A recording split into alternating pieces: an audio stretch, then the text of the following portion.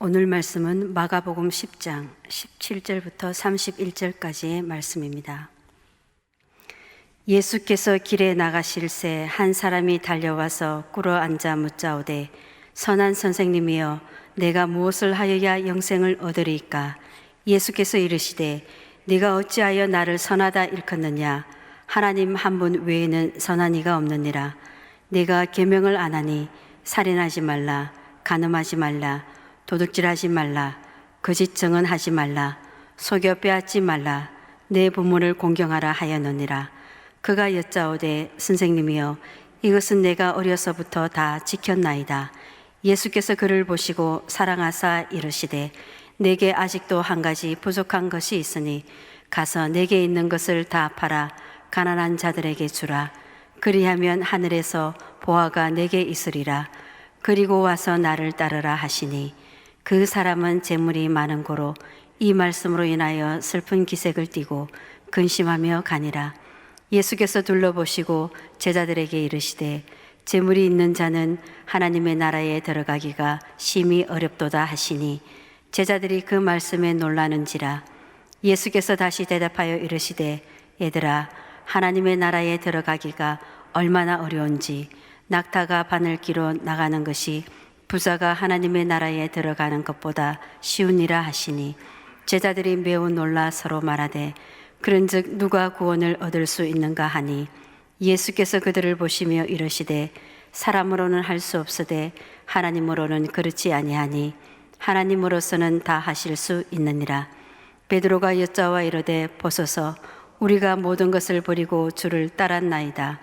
예수께서 이르시되 내가 진실로 너희에게 이르노니 나와 복음을 위하여 집이나 형제나 자매나 어머니나 아버지나 자식이나 전토를 벌인 자는 현세에 있어 집과 형제와 자매와 어머니와 자식과 전토를 100배나 받되 박해를 겸하여 받고 내세의 영생을 받지 못할 자가 없느니라.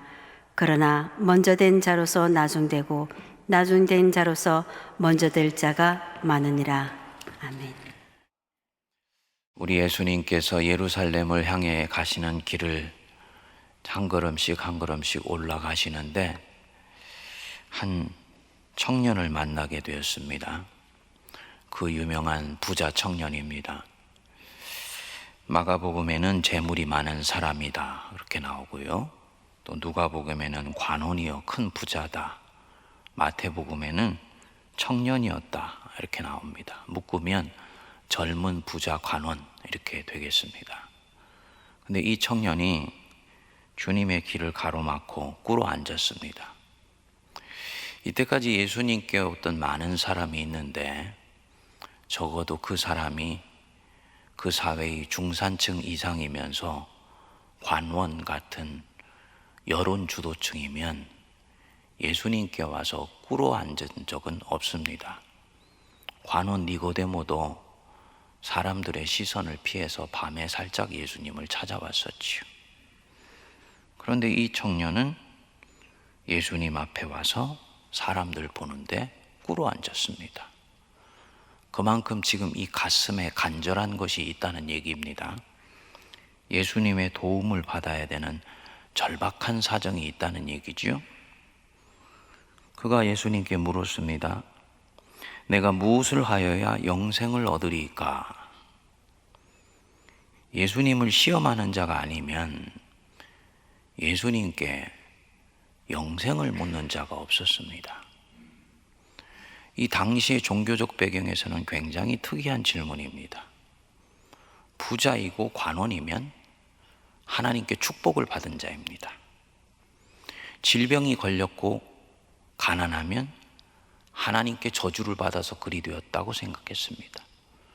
그러니까 가난하고 질병이 있는 자들은 영생에 대한 타는 질문이 있었지만 부자이고 관원이며 사회 주도층은 하나님이 이미 복을 주셔서 내게 이런 놀라운 은혜가 내린 것이니 영생에 대한 질문은 할 필요가 없었던 사회였습니다. 그런데 영생에 대한 질문을 하는 거예요. 이 영생이 내세에 관한 것인지 아니면 이 땅에서 내적으로 누리는 풍성한 기쁨의 삶을 말하는 것인지는 알 수 없는데 영생, 이 영원한 생명을 얻는 길을 가르쳐 달라고 하는 것입니다. 주님이 답하셨죠? 십계명대로 지켜 살면 된다. 그것만 잘 지켜 행하면 충분해. 부자 간원이 말했습니다. 그것은 내가 어려서부터 다 행하였나이다. 거짓말이 아니에요. 자랑하는 말도 아닙니다. 바리새인들이 말하는 그것과는 그 자태나 느낌이나 눈빛이 다릅니다. 예수께서 이 모든 것을 지켜보셨겠지요? 그가 얼마나 진정성 있게 이 대답을 하시는지 주님은 아시는 것입니다. 그래서 21절은 보면은 그를 보시고 사랑하사. 이때까지 예수님이 여러분 누군가를 만났을 때 사랑하는 마음이 들었던 사람이 있습니까? 제자들을 보시면서 사랑하는 마음이 들어서 얘기했던 적이 있나요? 제 기억으로는 없습니다. 그러니까 이 주님과 지금은 이름도 알 수 없는 이 젊은 부자 관원의 관계가 굉장히 첫 만남이 특이했다라는 것을 마가복음은 드러내는 거지요. 다른 사람 앞에 무릎을 꿇을 이유가 없는 사람이 예수께 갈릴리에서 온 그 아주 어떻게 보면은 기이하고도 특이하고 심지어는 이단이라는 얘기까지 듣는 이 선지자 예수께 무릎을 꿇고 그 이곳에서 세속사회 한복판에서 성공하며 사는 사람의 입에서는 나오지 않을 법한 질문, 영생에 관한 질문이 나왔습니다. 그리고 이제는 그 예수님으로 하여금 사랑하는 마음을 갖게 합니다. 주님 마음에 아주 쏙 든 사람이었던 것입니다. 그 주님이 사랑하는 사람이었기 때문에 마음에 잡아당기고 싶은 마음이 있으셨던 것 같아요. 네게 아직도 한 가지 부족한 것이 있으니 네 있는 것을 다 팔아 가난한 자에게 나눠줘라. 그리고 와서 나를 따르라. 주님이 이 사람을 제자로 얻고 싶으셨던 거죠. 넉넉히 제자가 될 제목이고 당신이 승천하시고 난 뒤에는 사도가 될 감이라고 보하셨던 것입니다. 자기 앞에 와서 무릎을 꿇을 정도로 진리를 알고 영생에 대한 목마름이 있고 계명을 이미 준수하며 사는 것을 보니 하나님을 따라 사는 삶이 몸에 배어 있는 사람입니다.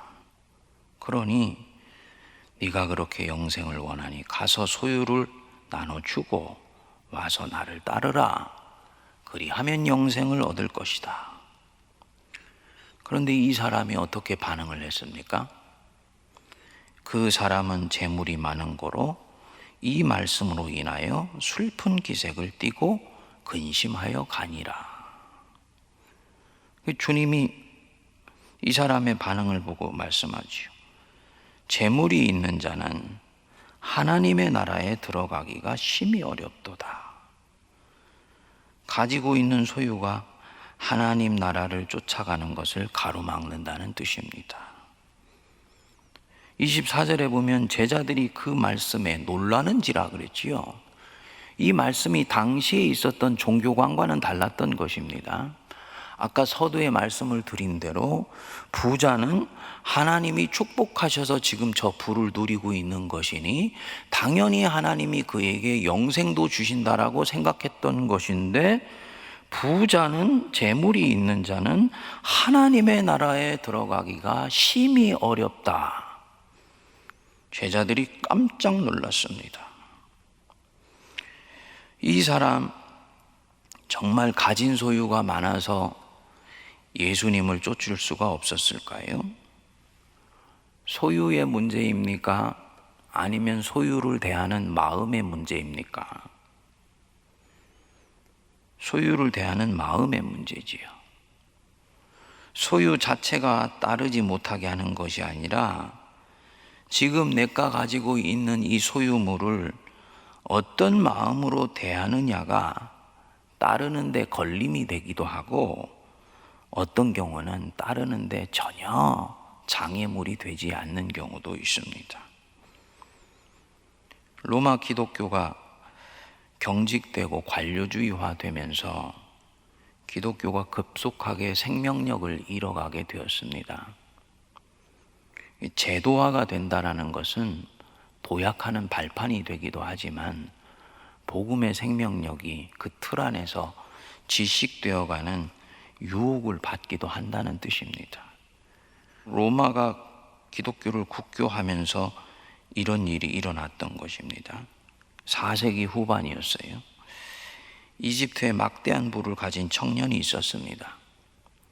근데 그 청년이 이 부자 관원에 대한 이 본문을 읽고는 모든 소유를 팔아서 가난한 사람에게 나눠주고 사막으로 들어가게 됩니다. 사막에서 단독자로 예수 그리스도를 쫓아가는 삶을 시작한 거예요. 사막교부의 효신 안토니우스입니다. 이 안토니우스는 소유를 내려놓고 따르는데 이 부자 관원은 못 따릅니다. 부자 관원은 소유에 지금 묶여 있는 것입니다. 말씀 듣는 성도님들은 어떠신지 모르겠습니다. 한 가지 부족한 것이 있다. 많은 것 중에 하나가 부족하다라는 뜻이 아닙니다. 네가 영생을 얻는데 결정적으로 부족한 것이 있다, 이 뜻입니다. 네가 지금 영원한 생명을 얻는 삶을 사는데 가장 결정적으로 결여되어 있는 것이 있다. 다른 거 다 지켜 행해도 이것이 없으면 그 행함의 진정성이 주님 보실 때는 고개를 갸우뚱거리게 만드는 그 무엇이 있다. 이 사람 편에서는요, 바로 이것 하나 때문에 여태까지 다른 모든 계명을 지켜 행할 동기가 나오는 것입니다. 소유의 넉넉함이에요. 부자 관원이 주님 말씀을 잘 지켜 행할 수 있는 이유는 하나님이 이 사람에게 넉넉한 것을 부어주시고 있기 때문입니다.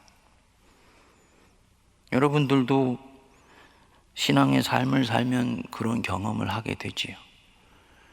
주님이 내게 어느 날 주택복권을 하나 사라 그래서 샀더니 1억 원짜리 당첨이 되었어요. 신앙이 있는 사람은 주님이 이 놀라운 은혜를 부어주신 것을 알지요. 그 뒤에 한 달 동안 이 사람이 신앙이 있으면 어떤 마음이 들까요? 주님이 내게 하라고 하시는 것은 다 행할 수 있을 것 같습니다. 모든 계명을 다 지켜 행할 수 있을 것 같아요. 이유가 뭐냐? 주님이 내게 풍성한 것을 주셨기 때문입니다. 지금 이 부자 관원이 다른 모든 계명을 지켜 행할 수 있는 토대가 바로 여기에 있는 것입니다. 그렇기 때문에 다른 모든 계명을 다 지켜 행하지만 이 소유를 놓고 예수님을 따라갈 수는 없다. 이 말은 그의 모든 선행은 소유의 넉넉함 위에 쌓여져 올라가고 있다는 얘기지요. 모든 거룩한 삶의 기반이 넉넉한 물질, 먹고 사는데 부족함이 없는 삶, 여기에 있는 것입니다.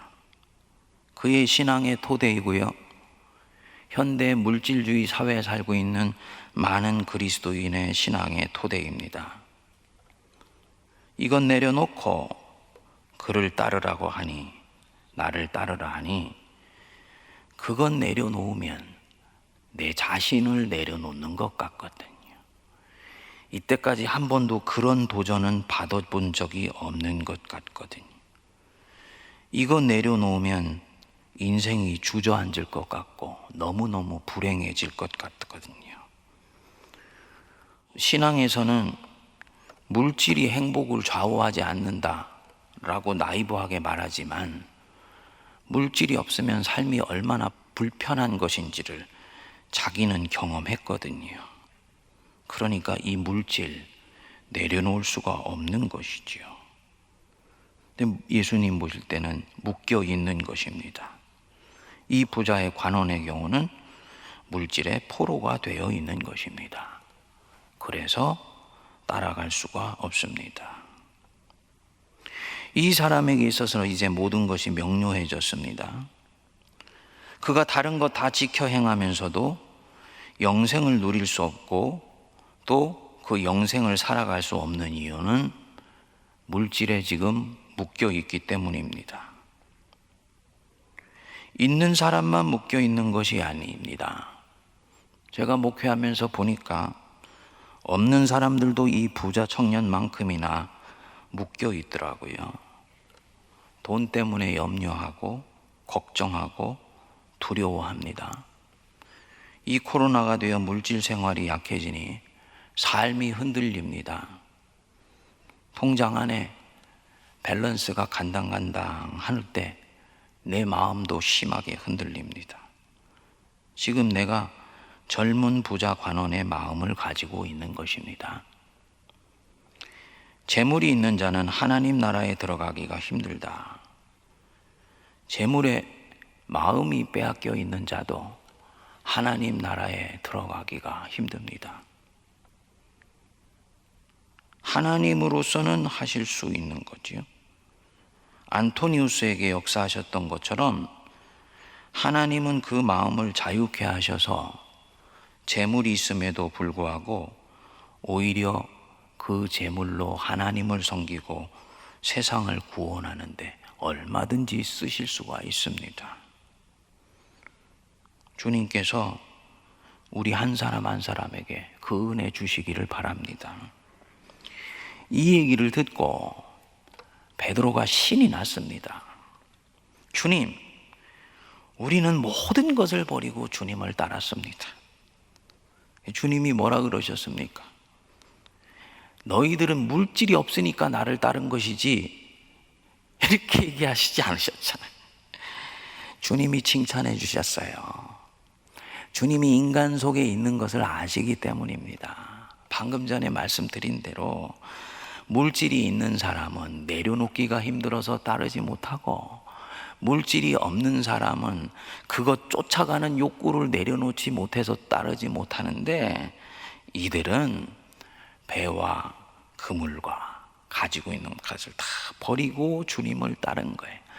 적게 가졌기 때문에 내려놓기 힘든 것이 아니고, 그것이 무엇이건 묻고 있는 것을 기꺼이 더 온전한 것, 영원한 것을 발견했기 때문에 놓고 따른 것, 우리 주님이 칭찬해 주셨어요.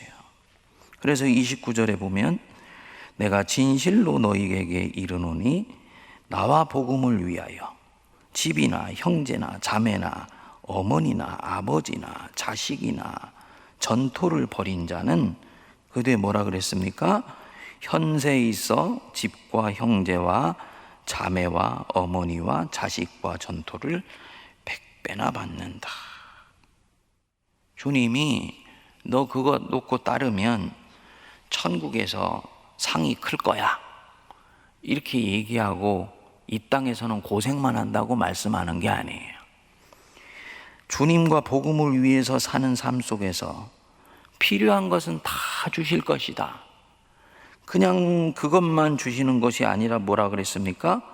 100배나 받는다. 이 100배라는 것이 어떤 면에서 100인지는 아직 가려져 있는 것이지요. 하지만 성도님들 믿으십시다.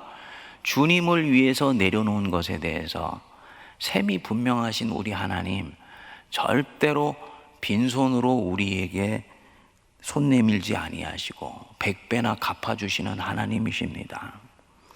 저는 이 말씀을 그대로 아멘으로 받습니다. 예수님 처음 믿었을 때 주님이 특별히 물질에 대한 훈련을 굉장히 저나 우리 집사람에게 시키셨어요. 그때 제 안에 결심을 하나 넣어주셨습니다. 내가 앞으로 하나님을 따라서 종노릇할 때 물질에 의해서 주님 뜻을 따를지 말지를 결정하는 일들은 절대로 없을 것이다. 감사하게도 이때까지 그 결심을 지켜올 수 있게 해주셨습니다. 그런데 그러니까 물질이 저에게 있어서는 하나님의 뜻을 분별하는 데 고려 요인이 된 적이 없는 것입니다. 감사한 것이요, 이때까지 그렇게 주님 따르는데 주님 위해서 스스로 금식할 때 외에는 굶게 하신 적이 없어요. 잠자는 곳 제공하시지 않은 적이 없습니다. 필요한 거 다 주셨습니다. 미국에서 한국으로 들어올 때 자녀들 놓고 나왔는데도 교회를 통해서 적절하게 공급하셔서 자녀들 공부하고 지들 살 길 열어갈 수 있도록 다 기반을 만들어 주셨어요. 형제나 자매와 어머니와 자식과 전토를 100배나 받는다. 이 말씀을 있는 그대로 받고 던지지 않기 때문에 문제인 것이지, 부자 청년처럼 소유에 대한 마음을 아직 내어놓지 못해서 주님을 신뢰하지 못하고 전적으로 의지하지 못하기 때문이지, 주님 말씀대로 하면 주님이 100배로 주시는 것입니다. 근데 눈여겨볼 것은, 주님은 이렇게 훌륭한 영적 자질을 가진 사람이 낙심하여서 등을 돌리고 가는데 그를 붙잡지를 않습니다. 그냥 자기 살던 삶으로 돌아가도록 선선히 놔두세요. 이유가 뭘까? 묵상해 봤습니다. 이유가 뭐냐면 그 뒤 예수님 30절 그 뒷 말씀 때문입니다. 뭐라 그랬습니까? 박해를 겸하여 받고. 따름은 항상 희생과 대가를 요구하는 것이기 때문에 강요할 수 있는 것이 아니다. 제자도는 초청하고 초대할 수 있는 길이지 명령에 따르지 않는다고 윽박질러서 그 길로 밀어넣을 수 있는 것이 아니다. 그래서 초대장 보내주시고 어떤 좋은 것이 있는지 안내해 주시고 결단은 본인이 하게 합니다. 안 되겠다, 이것은 내가 갈 수 있는 길이 아니네 하고 부자 청년처럼 돌아가지요? 그는 영원히 자기가 예수님께 왔었던 그 질문 끌어안고 살아가야 되는 거예요. 예수님 옆에서만 낙심하는 것이 아니고 홀로 있을 때도 낙심할 것입니다. 이 사람은 아마도 영원히 이러지도 못하고 저러지도 못하는 그 인생을 살아가게 될 것입니다. 결정은 본인이 하는 것입니다. 결국 하나님은 좋은 길 보여주시고 초대해 주시고 그것에 반응하는 것은 내 자신입니다. 모든 성도들은 바로 이 걸음 속에 있습니다. 설교를 들을 때, 하나님의 말씀을 읽을 때, 예수 그리스도 앞에 설 때 우리는 다 이 초대장을 받습니다. 응할지 않을지는 내가 결정합니다. 제자의 길로 나섰을 때 대가도 지불해야지 되기 때문입니다.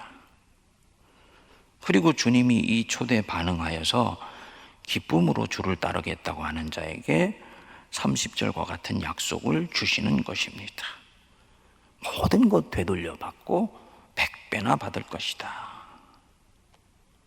성도님들, 아침에는 좀 부담스러운 말씀일 수도 있겠습니다만 이 40일 기도회의 주제가 주님과 함께하는 여정 아닙니까?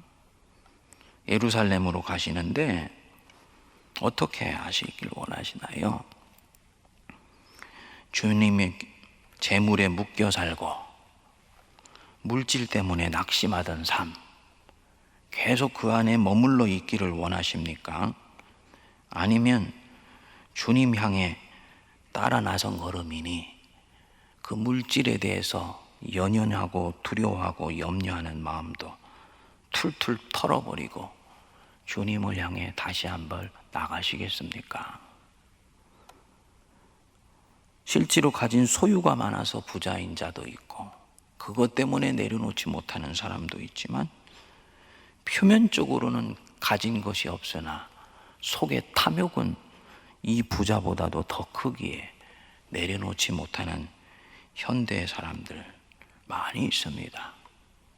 그 주님이 우리에게 말씀하시는 거예요. 부자는 하나님의 나라에 들어가기가 어렵다. 우리가 이 말씀 앞에 있는 그대로 순전하게 반응하시길 바랍니다. 기도하겠습니다. 주님 은혜를 감사합니다. 이 아침도 저희들을 복음서의 현장 한복판으로 불러내어 주시고 우리 영혼의 주님 되시는 우리 주 예수 그리스도 앞에 세워주심을 감사합니다. 세상이 주는 목소리, 이 물질 만능주의 사회가 주는 마귀의 음성에 속아 때로는 소유에 묶여 있으며 때로는 물질 때문에 두려워하고 염려하며 죄도 짓고 가진 자는 더 많이 가지라 하며 갖지 못한 자는 갖지 못한 것 때문에 불안해하고 염려하고 걱정합니다. 주님, 소유가 많은 자, 재물이 많은 자, 그 재물을 소유하려고 내달려가는 자, 하나님의 나라에 들어가기가 힘들다 말씀하셨습니다. 하나님의 은혜로는 가능하신 일인 줄 믿사오니 저희들이 가지고 있는 많은 것들 끊임없이 주께서 주시라 하실 때, 내어놓으라 하실 때 내어놓게 하여 주시고 항상 빈 마음으로 우리 하나님을 쫓아가게 하여 주옵소서. 그래서 영생의 기쁨을 누리게 하시고 참된 생명의 능력을 소유하게 하여 주시며 묶여있고 노예가 되어 있으며 포로가 되어 살아가고 있는 많은 사람들에게 예수 그리스도의 사랑의 능력, 해방케 하시는 능력, 복음의 능력을 전하며 살게 하여 주옵소서. 이 삶 속에서 주님께 내어놓은 곳에 100배나 더 받게 하여 주시고 우리가 기꺼이 주님 때문에 치르는 고난을 감수하는 새로운 은혜도 맛보게 하여 주옵소서.